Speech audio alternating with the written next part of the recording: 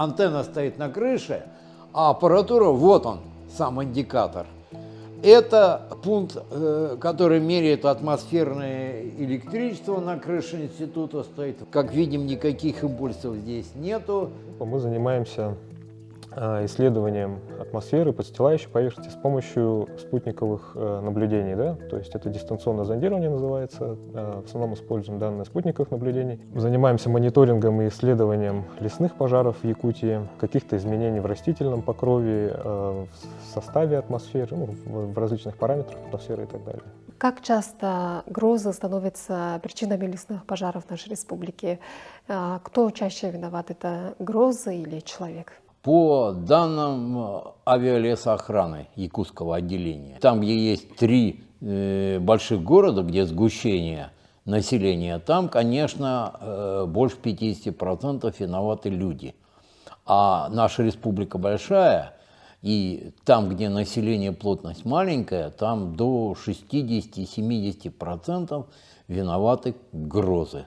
Какая была грозовая активность в этом году и как это повлияло на пожароопасный сезон? Грозовая активность в этом году, она, скорее всего, ну, мы до конца еще результата не подвели, поскольку сентябрь не кончился, у нас сентябрь тоже, грозовой месяц входит в летний сезон.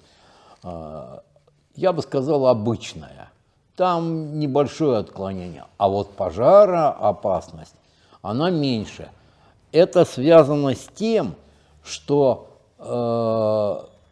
если взять, например, июнь прошлого года, то если взять, ну, возьмем 2 таких места, это Якутск и Бердигестях, то количество осадков в июне было почти на порядок меньше, чем в этом году.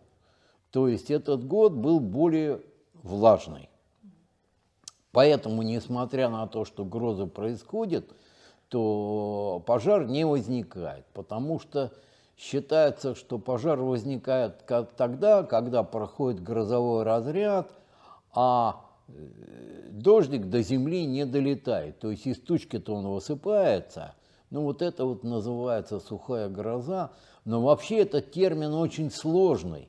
Его у нас употребляют довольно часто, но на самом деле только гидромет может сказать, что была сухая гроза. И, честно говоря, на данный момент, поскольку вот появилась система наблюдения за грозами, наша совместно с гидрометом и Синетспарк «Искра», вот, они в этом году с Алвесом построили эту систему между Вилюйском и Леной, там, где у нас наибольшее количество лесных пожаров. Вот я могу показать, вот видите, у нас, значит, вот эта вот станция, которые были сделаны, вот Олег Томшин, коллега нашей соседней лаборатории, они построили, где наибольшее количество пожаров происходит, видите, вот в этом вот междуречии. И как раз вот эта вот система, и, то есть мы надеемся, что по тому, как посмотрим все это вместе со студентами, которые в Синетспарк, так сказать, довольно большая группа, вот ответим на этот вопрос. Таких 6 станций. Одна станция находится у нас на крыше главного здания. Значит, еще есть станции в Вилюйске, в Мирном, в Бердигестяхе, в Алекминске и в Алдане. Конечно, этих станций мало. То есть но плюс ко всему у нас еще есть однопунктовые грозопеленгаторы. Это, значит, стоит здесь в Якутске, в Мирном, тоже в радиусе 400 километров, и в Нерингре в радиусе 400 километров. И есть еще однопунктовый грузопеленгатор на нашем полигоне около Владимировки. На самом деле вот эта вот грузопеленгация основана на... Это радиотехническая система. То есть, как все мы просто понимаем, что любой грозовой разряд – это искра. Это искра, то есть это импульс тока, который проходит от облака к земле. и создает вокруг себя электромагнитное поле.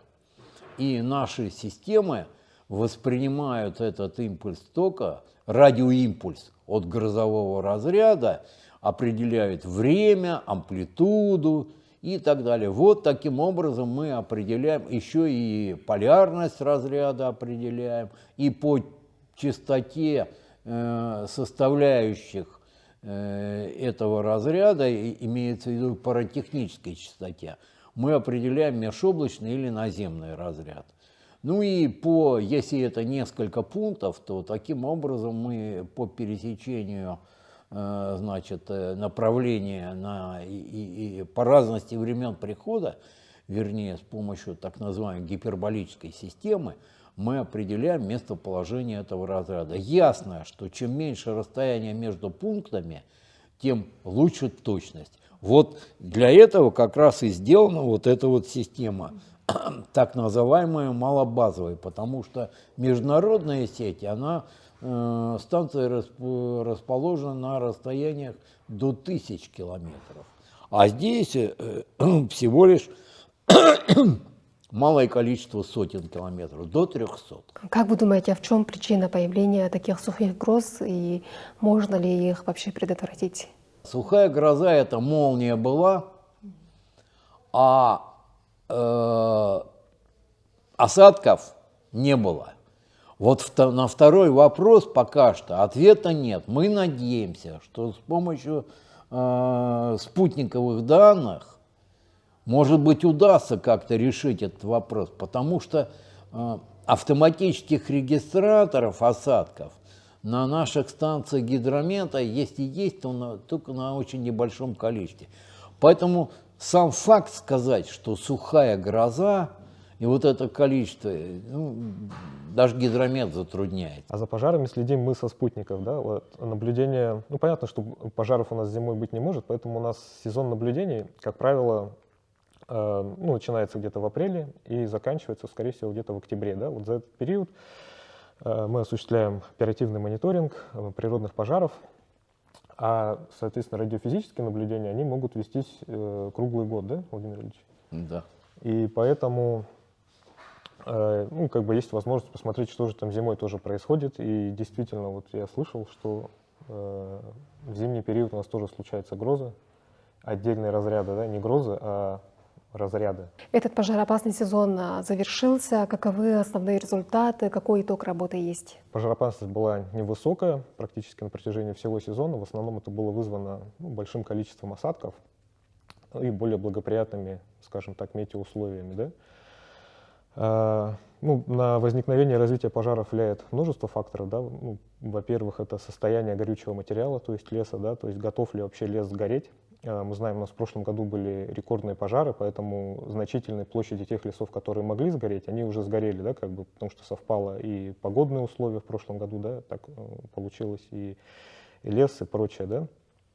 В этом году, соответственно, у нас осталось не так много готовых лесов, что ли, условно, да, если так назвать.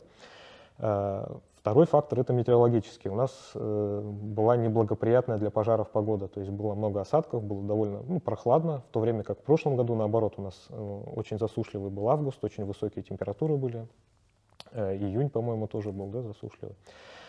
И третий фактор – это фактор агентов возгорания, да, то есть это то, что вызывает, собственно, возгорание. Это, как правило, у нас либо человеческая деятельность, либо молния. Поскольку в этом году было много осадков, и грозы наблюдались на фоне, скажем так, больших осадков, то, наверное, доля сухих разрядов была, может быть, меньше, да, скорее всего. Плюс вот по следам прошлого года все впечатлились этими рекордными площадями, и, наверное, были приняты какие-то меры, да, то есть вот население, может быть, более ответственно стало подходиться, опять же, были выделены больше средства для борьбы, для предотвращения пожаров, поэтому вот в этом году у нас очень такой благополучный год. А как-нибудь вообще можно искусственно повлиять на грозу, уменьшить частоту? Уменьшением количества гроз, в принципе, методы некоторые есть, но они пока еще на стадии исследования. Например, это пытаются разрядить облака, то есть вот в одной части облака образуется положительный разряд, в другой части облака отрицательный, и вот как-то на это повлиять. Ну, методы пока только, я говорю, они только стадию обкатки проходят. И еще вот интересно, какие типы лесов подвержены пожарам? Чтобы пожар случился, ну, то есть лес должен быть, ну, скажем так, готов к этому, да. Молодой лес навряд ли загорится, да, в котором нету, ну, скажем так, вот подлеска, да, там толстого опада, большого количества там сухостоя и прочего, да. То есть, как правило, это уже такой, наверное, более возрастной лес, да, который уже как бы подходит к такому, скажем так, заключительному, что ли, этапу своей жизни. И когда, соответственно, появляются вот эти вот факторы, да, ну, то есть вот наличие всех этих сухостоя и прочего, да, то лесу легче возгореться. Вот я слышал, что у нас говорят, что лиственничные леса, они вообще как бы эволюционировали вот именно с упором на пирогенное какое-то свое обновление. То есть они не могут нормально функционировать, если периодически не будут подвергаться пожарам. То есть, действительно, если посмотреть, то за последние несколько десятков лет у нас в отдельных регионах мира, в северном полушарии, наблюдается увеличение роста площади природных пожаров ежегодное, да? И увеличение их интенсивности и частоты. Помимо этого у нас наблюдается смещение, скажем так, зоны пожаров ближе к северу, то есть на северные широты, как бы продвижение туда в сторону того, что обычно раньше как бы не горело, а сейчас из-за потепления климата там стали подходящие условия. Вот мы помним, по-моему, у нас в 2019 или 2020 году в Верхоянске там за 30 градусов была температура впервые зарегистрирована, да? То есть это говорит о том, что там становятся более теплые условия, соответственно, легче и дольше может гореть лес и проходить большей площади. Также вот по имеющимся оценкам прогнозным, да, ожидается, что вот в будущем у нас тоже из-за изменения, из-за меняющегося климата, скорее всего, возрастет частота пожаров, их интенсивность и площадь. То есть это довольно медленный процесс, но, скорее всего, вот если там, к 2100, наверное, году, да, что-то такое вот будем наблюдать. То, что коллега сказал, происходит потепление климата, а потепление климата приводит к тому, что увеличивается не просто, если мало осадков, но и первое, что увеличивается, это увеличивается количество гроз. Второй момент есть, что вот если воспринимать дерево как антенну, то есть, собственно, в него попало, то ну вот мы последний год начали тоже этим заниматься, когда-то начинали. Значит, мы меряем сопротивление между деревом и корнями, то есть корневая система, и землей. И вот если посмотреть, то ну, все вы слышали много раз, что Институт мерзлотоведения дает сведения о том, что мерзлота начинает чуть-чуть подтаивать. То есть вот эта вот протайка, слой протайки, он чуть-чуть увеличивается. Значит, если посмотреть, много лет назад у нас теплела зима, а последние годы начало теплеть и лето. Вот мы замечаем, что у нас жаркий сезон, там за 30, за 35 даже бывает где-то, он длиться стал чуть-чуть длиннее. Вот это вот. И в результате, если мерзлота там оттаивала, скажем, на 1,5 метра, то теперь вот, ну, вот в этом году мы там посмотрели в тех же местах, то протайка происходит у нас уже на почти 2 метра. Если протайка произошла, значит, проводимость увеличилась, значит, дерево стало как бы меньшее сопротивление иметь, и поэтому чаще в него ударяет. Наиболее часто ударяет, конечно, дуб, у нас дубов нет, слава богу, но это лиственница и сосна, и гораздо реже в березу. А как часто вы сотрудничаете с коллегами из других регионов? Мы вообще регулярно как бы участвуем в конференциях, да, вот, научных, либо выезжаем, либо в последнее время, вот после пандемии, это часто в онлайн-формате проводится, да, где мы представляем какие-то свои результаты, обсуждаем, то есть получаем обратную связь от коллег. Также смотрим, чем занимаются коллеги, задаем вопросы, если какой-то интерес возникает, мы дальше продолжаем общение.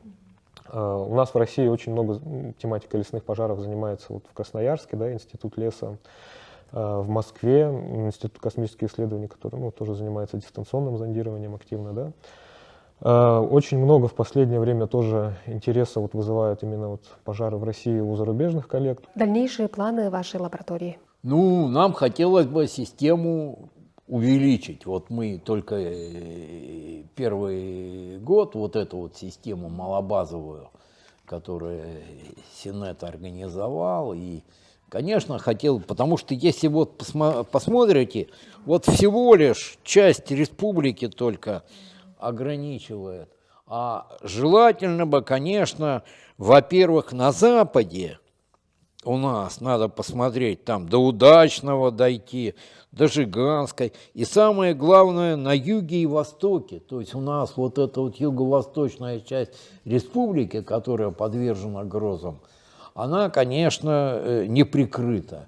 Ну и хотелось бы посмотреть еще и северные грозы. То есть вот о том, о чем мы говорили, что есть продвижение грозовой активности на север, наблюдается в последнее время. Вот, и есть несколько международных статей в топовых журналах, которые говорят, что даже до Северного поля, даже Вашингтон-Пост об этом газета писала, что канадцы там засекли своими станциями, что около Северного поля грозы стали появляться.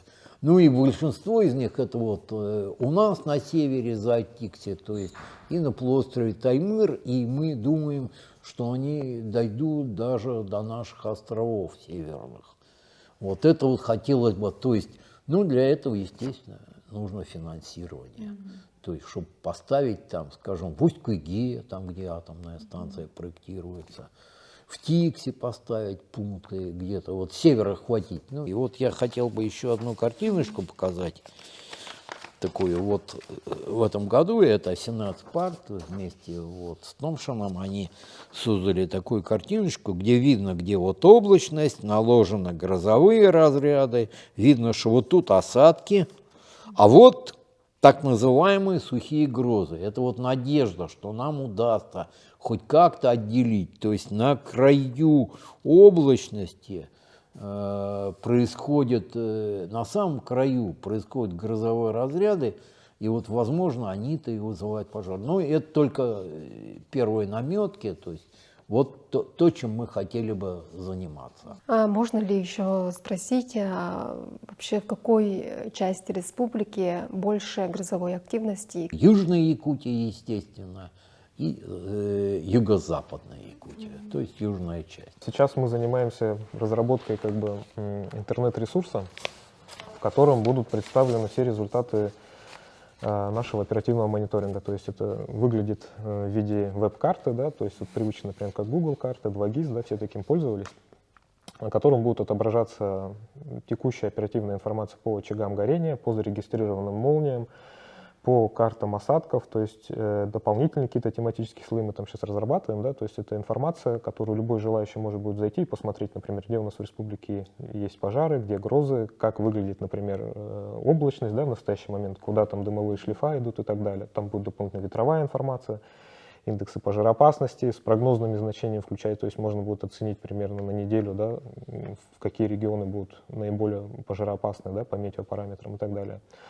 Я думаю, к концу года мы закончим разработку, и в следующем году система полноценно уже будет работать. Владимир Ильич, Олег Анатольевич, спасибо большое, что нашли время и ответили на наши вопросы.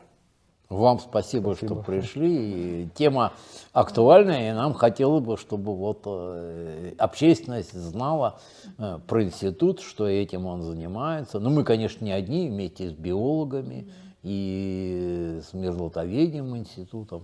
Вот, проводимостью занимается еще и физтехпроблем, так сказать, сопротивлением, такими вот вещами.